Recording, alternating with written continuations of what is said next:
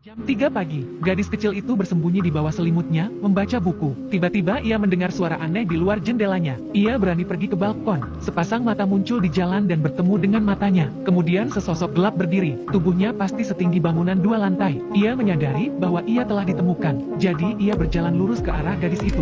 Gadis itu panik dan berlari kembali ke tempat tidur. Tetapi tangan besar itu datang tepat melalui jendela dan meraihnya. Dia meraih gadis itu dan lari dengan gadis itu dalam pelukannya. Dia sangat cepat dan penyamaran yang cukup bagus. Seorang pejalan kaki melintas. Dia memblokir lampu jalan tepat pada waktunya. Bersembunyi dalam kegelapan. Sebuah mobil lewat. Dia dengan cepat berlutut di belakang truk dan pura-pura menjadi tumpukan barang. Seorang warga keluar untuk membuang sampah. Ia berdiri di depan 2 pohon, tanpa merasa tidak pada tempatnya. Dia benar-benar berlari melalui lapangan. Dengan satu lompatan besar ia menyeberangi jalan. Sprint yang keras adalah hembusan angin. Ia membawa gadis itu melintasi pegunungan dan lautan, dan melalui awan petir. Akhirnya ia tiba di sebuah gua besar. Itu dipenuhi dengan segala macam benda aneh dan tidak biasa. Gadis itu tergantung di dahan pohon dengan selimutnya. Dia mengintip ke dalamnya. Di sini, seorang raksasa sedang mengasah pisau. Di sana ada sebuah jendela. Gadis itu mencoba melarikan diri, memanjat sepanjang batang pohon. Tepat saat ia mendorong jendela terbuka, ia terlempar ke dalam panci oleh raksasa. Gadis itu ketakutan. Raksasa itu mengatakan kepada gadis itu, ada banyak raksasa di luar sana yang memakan manusia. Tergantung pada selera mereka, mereka memiliki nama khusus untuk mereka. You think because I'm a giant that I'm a man goblin cannibal? Gadis itu bahkan lebih ketakutan. Pria raksasa tua itu menghampirinya dengan wajahnya. Anda berpikir karena saya seorang raksasa. Dan kemudian, pria raksasa tua itu kemudian memakan labu besar yang tampak lengket. Sambil menjelaskan kepada gadis itu, dia tidak membawanya ke sini karena dia ingin memakannya. Tetapi ia khawatir jika gadis itu melihatnya. Ia khawatir jika wanita itu melihatnya. Ia akan menyebarkan berita tentang keberadaan para raksasa. Dan ras misterius mereka akan terungkap. Ketika gadis itu mengetahui bahwa orang tua itu bukan orang jahat, dia segera memberanikan diri, dan meraih gadis itu, mengatakan bahwa di luar berbahaya, jangan melarikan diri tanpa izinnya. Ia kemudian menempatkan gadis itu di tempat pengintai kapal layar, dan membiarkannya tidur di dalamnya pada malam hari. Namun setelah ia tertidur, orang tua itu pergi melalui gua menuju air terjun. Menarik kendali, sebuah jembatan turun ke bawah. Ia datang ke bengkelnya, botol-botol dan stoples berisi benda-benda berwarna-warni. Semua impian manusia. Dia mengambil sebuah guci, merah berarti dipenuhi dengan mimpi buruk. Kemudian ia memutak-atiknya. Ia memegangnya di atas kepalanya dan mengguncang-guncangkannya. Gadis itu tiba-tiba terbangun, untuk menemukan orang tua itu terbaring tertidur di geladak. Ia membuka baut yang menahannya di tempatnya. Ia menyodok jendela dengan galak. Gadis itu berhasil melarikan diri, berlari melewati rerumputan yang lebih tinggi dari dirinya. Tiba-tiba sebuah tangan besar menerobos bumi, dan menghalangi jalan gadis itu. Gadis itu berteriak minta tolong, tetapi orang tua raksasa yang tidak jauh dari sana memilih untuk duduk diam saja. Gadis itu tertangkap tinggi di udara. Saat berikutnya dia akan jatuh ke dalam mulut jurang. Ketika gadis itu terbangun lagi, untuk menemukan dirinya duduk di menara pengawas dalam keadaan utuh, ternyata orang tua itu baru saja menanamkan mimpi buruk dalam dirinya, untuk mencegahnya melarikan diri. Ia telah menanamkan mimpi buruk dalam dirinya. Di pagi hari, orang tua itu sedang minum minuman hijau. Gadis itu menyadari bahwa gelembung-gelembung di dalamnya mengarah ke bawah. Dia belum pernah melihat minuman bersoda yang aneh seperti itu. Jika gelembung ke atas membuat Anda bersendawa, Nama.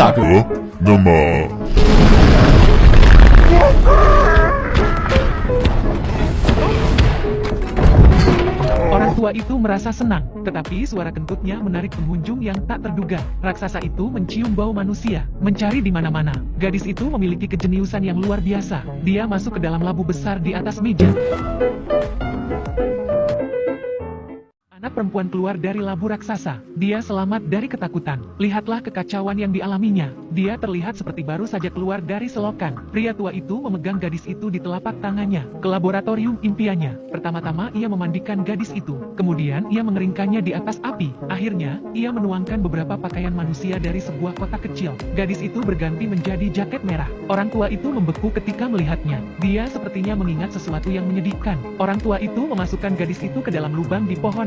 Dia mengatakan bahwa dia akan keluar untuk mengejar mimpinya. Gadis itu tidak bosan. Dia ingin pergi bersamanya, tetapi sangat berbahaya hanya untuk keluar. Mereka harus melewati raksasa yang sedang tidur. Satu kali tergelincir dan pria tua itu dicengkeram pergelangan kakinya dan dibawa ke udara. Di negeri para raksasa, dia kerdil untuk diganggu. Raksasa gemuk itu menggendong orang tua itu di tangan kanannya, menyeret kereta dengan tangan kirinya ke arah bukit. Ada raksasa lain di sisi lain, dengan kakinya di atas dua mobil sebagai sepatu roda. Gadis itu bersembunyi di dalam mobil. Pada saat ini, para raksasa bermain seperti ini, mendorong orang tua itu turun terlebih dahulu. Raksasa di sisi lain mendayung menuruni bukit. Kemudian mereka bertabrakan di dasar bukit. Dan pada saat yang tepat, gadis itu menyentakkan kemudi dan kemudian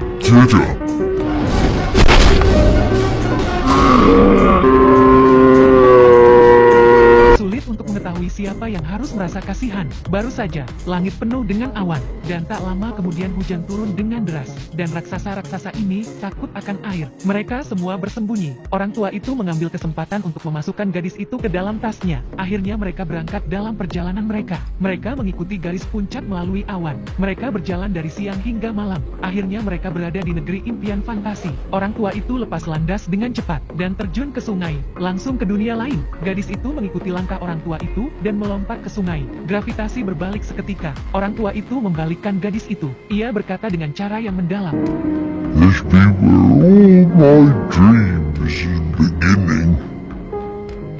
Di sini orang tua itu menemukan emas yang sangat langka. Bermimpi ia mengambil jaring mimpinya, tetapi ia tidak bisa menangkapnya. Sampai ia perlahan-lahan berhenti di depan gadis itu. Baru kemudian orang tua itu menangkapnya. Kemudian keduanya datang ke dunia manusia. Menangkap mimpi hanyalah langkah pertama. Sekarang, yang harus dilakukannya hanyalah meledakkan mereka. Anak babi itu memasukkan mimpi itu ke dalam pengeras suara, dan meniup ke dalam anak laki-laki yang sedang tidur. Mimpi biru memasuki otaknya dengan nafasnya. Anak laki-laki itu mengalami mimpi yang sangat memuaskan malam itu. Dalam perjalanan pulang, orang tua itu menyadari bahwa selimut nyaman gadis itu hilang, dan ini pasti akan tercium oleh para raksasa lainnya. Itu berarti bahwa para raksasa mengetahui keberadaan gadis itu. Untuk berada di sisi yang aman, orang tua itu mengirim gadis itu kembali ke panti asuhan di mana ia pernah tinggal. Ia mengatakan bahwa suatu ketika seorang anak kecil telah menjadi temannya, tetapi anak itu dimakan oleh para raksasa. Orang tua itu tidak ingin hal itu terjadi lagi. Gadis itu sedih. Ia tidak ingin kembali ke panti asuhan. Bahkan jika raksasa itu berbahaya, ia tidak takut gadis itu akan mati. Orang tua itu memiliki jantung yang lemah. Mereka kembali ke negeri para raksasa, mendiskusikan cara agar tetap tidak terdeteksi. Tapi saat itu, para raksasa mencium baunya dan menerobos masuk, mengobrak-abrik lemari mencari gadis itu, menghancurkan semua mimpi yang telah diburu orang tua itu selama bertahun-tahun. Jadi, orang tua itu, yang selalu menjaga lidahnya, akhirnya meledak. Pertama, api, kemudian air. Ia mengusir para raksasa itu. Tetapi ini bukan lagi suatu pilihan. Jadi gadis dengan selera humor yang jahat, memiliki gagasan yang sekali dan untuk selamanya. I have a plan. A plan? We are going to the Queen. Raksasa yang bermimpi menciptakan mimpi buruk bagi Ratu Inggris. Menciptakan mimpi buruk. Dalam mimpi itu akan ada sekelompok anak-anak yang dimakan oleh raksasa. Kemudian pasukan manusia tiba dan mengepung para raksasa. Pada akhirnya orang tua itu menempatkan gadis itu dan citranya sendiri ke dalam mimpi. Mimpi buruk dimasukkan ke dalam mixer yang terbuat dari sepeda. Mixer yang terbuat dari sepeda. Semua elemen mimpi bercampur menjadi satu. Ketika mimpi sudah selesai, orang tua dan gadis itu menyelinap ke tukang las platinum, keluar dari jendela ratu, meniupkan mimpi buruk yang dibuat dengan hati-hati ke dalam kepala ratu. Tak lama kemudian ratu terbangun dari dan mengira itu hanya mimpi buruk. Tetapi kemudian sekretaris menemukan anak-anak itu benar-benar hilang dari panti asuhan, dan bahwa gadis kecil yang muncul dalam mimpi itu sedang berdiri di ambang jendela.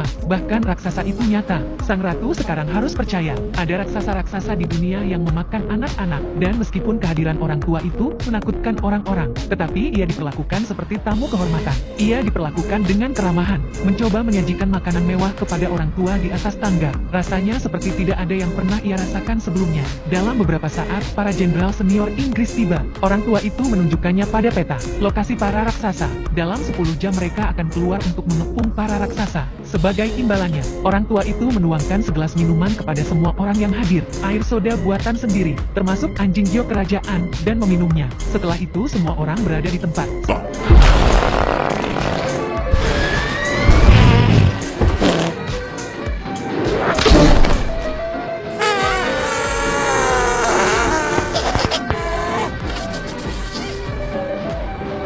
To giant country.